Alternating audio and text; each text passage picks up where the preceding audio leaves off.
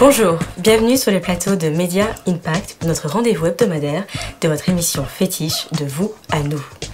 Aujourd'hui, nous aborderons une question particulièrement d'actualité, Internet et la foi.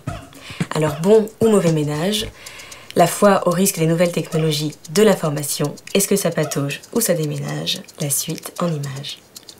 Bruno Dalpalu, vous êtes psychologue, psychothérapeute, docteur en études psychanalytiques, diplômé d'études supérieures spécialisé en psychologie, diplômé également d'études approfondies en sciences politiques et licencié en ethnologie. Donc c'est un sacré cursus. Vous êtes fortement impliqué dans l'évolution du site parabole.net.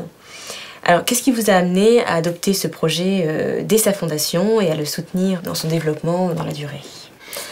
Je suis un chrétien de foi et de conviction, mais pas d'appareil ecclésiastique. Donc ce qui m'a plu d'emblée, c'est un projet qui est pour ce que j'appelle la diaspora chrétienne, oui. C'est-à-dire des chrétiens comme moi, engagés dans la grande église, mais pas dans les églises ou dans les mouvements d'église.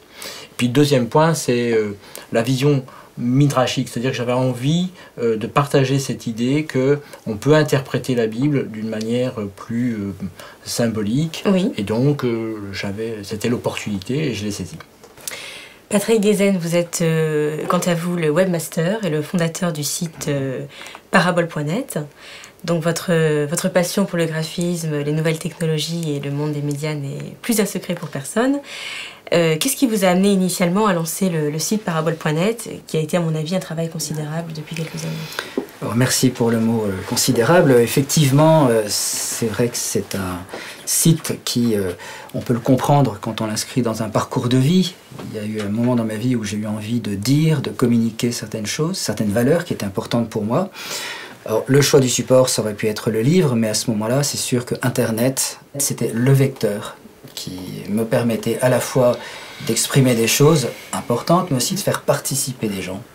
Et ce débat, c'est le nerf de la guerre, c'est vraiment le cœur de parabole.net. Et le but, c'est d'aider les gens à passer de l'étape des certitudes, qui peuvent être très très figées, à l'étape des convictions. Les convictions, c'est plus souple, c'est quelque chose qui est évolutif, oui. Qui est plus vivant. On perçoit donc dans votre démarche à tous les deux un réel désir de sortir des sentiers battus pour dépoussiérer l'imagerie un peu ringarde et passéiste que véhiculent les églises aujourd'hui, malgré leurs efforts constants pour s'adapter au monde moderne. Alors, pensez-vous que votre approche soit bien perçue par les milieux chrétiens, toutes dénominations confondues? Dès qu'on est pionnier quelque part, forcément on est critiqué. Surtout pour ce qui concerne le divin, personne n'est détenteur de la vérité concernant Dieu. Nous, ce que nous considérons, c'est qu'il faut rester fidèle à sa propre relation à Dieu. Et ce que nous encourageons, c'est que chacun puisse s'exprimer par rapport à ça. Nous ne sommes pas anti-dogmatique, on est même plutôt pour l'ouverture à tous les dogmes, parce que dans ces dogmes, tout le monde s'y reconnaît. On ne cherche pas à savoir qui est le mieux, qui est le moins bien, on est beaucoup plus pour faire en sorte que chacun puisse s'exprimer sur parabole.net, dès lors que ça respecte l'esprit de l'évangile. Alors, je rebondis sur ce que dit Bruno, parce qu'effectivement, parabole.net, il y a des moments, les gens sont un peu surpris, il y a un effet coup de pied dans la fourmilière. Les gens sont un peu bousculés, donc il y a un côté provocation, mais il ne faut pas oublier que lorsque Jésus s'exprimait, il disait aux gens, ou à la foule, on vous a dit que, et ça faisait une paire d'années qu'ils y croyaient, mais moi je vous dis que.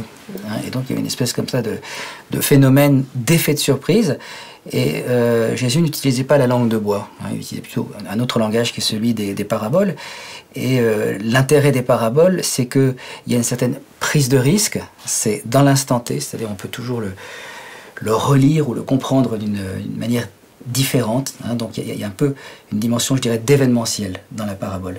Et en même temps d'intemporel, parce que ça ne s'use jamais. Donc visiblement, la prise de risque ne vous effraie pas, puisque vous souhaitez également être une plateforme pour les incroyants. Donc quand on dit incroyants, ce sont les gens qui sont hors église, qui refusent les dogmes et les vérités toutes faites. Donc en fait, comment est-ce que vous comptez gérer ce grand écart entre un public christianisé et la globalité des surfeurs lambda qui arrivent sur votre site finalement un peu par hasard? Alors, le mot grand écart est intéressant parce qu'effectivement, on joue très très fort sur ce grand écart. En quelque sorte, il y a des extrêmes. Et Jésus lui-même a dit qu'il était venu pour tout réconcilier. Donc, on n'a pas la prétention de tout réconcilier, mais de mettre en contact des gens qui ont des points de vue très différents. Et c'est ça qui crée la synergie. Donc c'est vraiment l'esprit de Parabole.net. Alors on peut dire que ce site, il est à l'intersection de beaucoup de gens, de beaucoup d'opinions, de beaucoup de visions des choses. Et donc c'est une passerelle. Tout à fait. D'ailleurs, Parabole.net est un portail ouvert à toutes les personnes de bonne volonté. Il a déjà un beau succès d'audience. Il nous reste à le peaufiner pour qu'il soit un vecteur de bénédiction pour tous ceux qui viennent s'y connecter.